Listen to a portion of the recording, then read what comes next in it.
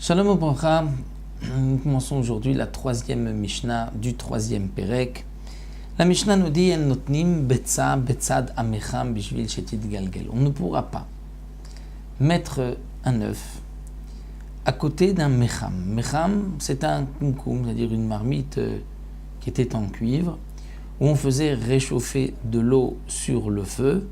On ne pourra pas mettre à côté de ce mecham, à côté de ce kumkum, à côté de cette marmite, on ne pourra pas mettre un œuf, bishvil shetit galgel, pour que cet œuf puisse griller, afin qu'il soit donc megulgal, c'est-à-dire rond, c'est-à-dire que tout l'intérieur soit bien mélangé. Donc ça, c'est une interdiction. Pourquoi ? Parce qu'étant donné que l'œuf va cuire, même s'il ne cuit pas directement sur le feu, mais par quelque chose, c'est-à-dire par les parois de cette marmite en cuivre qui sont chaudes et qui ont été chauffées par le feu, donc là il y a une interdiction, c'est ce qu'on appelle la tolda du or, c'est-à-dire du our du feu, même si c'est un dérivé du feu, c'est-à-dire le feu a fait chauffer les parois et les parois ont fait chauffer l'œuf, c'est une interdiction pendant Shabbat. De même, velo yafkiena besudarim. Si nous avons un foulard, un drap qui a chauffé par le soleil, on ne pourra pas ouvrir un œuf dessus, faire un œuf au plat dessus, bien que le drap est très chaud et donc il va pouvoir le faire cuire pendant Shabbat. Il y a une interdiction. Pourquoi ?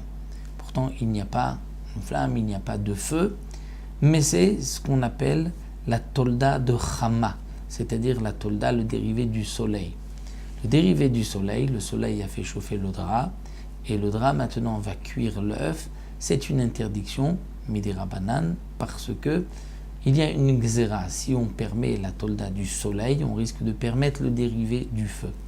Et donc c'est pour cela que c'est interdit. Mais on doit savoir que si l'œuf cuit directement par le soleil, il n'y a pas d'interdiction. Il n'y a pas d'interdiction Shabbat de faire cuire quelque chose directement par le soleil. C'est le dérivé du soleil qui est interdit, c'est-à-dire quelque chose qui a chauffé par le soleil ne pourra pas ensuite chauffer cet œuf. Et là, dans ce cas-là, Rabbi Yossé m'attire. La Mishnah dit que Rabbi Yossé permet. Pourquoi Rabbi Yossé permet dans le cas du drap ? Parce que pour Rabbi Yossé, l'interdiction, c'est seulement tolda du feu. Mais tolda du soleil, il n'y a pas d'interdiction. De la même manière que le soleil n'est pas interdit, s'il fait cuire un aliment, ce n'est pas interdit pendant Shabbat. De même, ce qui a chauffé par le soleil et qui va maintenant chauffer l'aliment, il n'y a pas d'interdiction pendant Shabbat. Un autre cas que nous dit la Mishnah, velo yatminena bechol. La même Rabbi Yossé est d'accord qu'on ne pourra pas enfuir cacher un œuf dans du chol, c'est-à-dire dans du sable qui a chauffé par le soleil, parce que le chol, c'est-à-dire le sable, ressemble aux braises.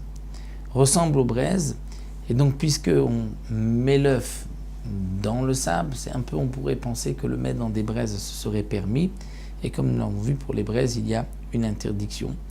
Donc Rabbi Yossé, même qui lui permet généralement le dérivé du soleil, est d'accord que si on met à l'intérieur du sable, on fait rentrer l'œuf dans le sable, là c'est une interdiction.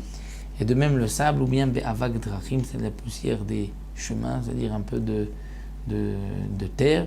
Là, on ne pourra pas bishvil shetit salé pour que l'œuf puisse cuire. Et là, nous avons donc le même problème, puisque le sable ou bien avak drachim, la poussière de chemin, a chauffé par le soleil.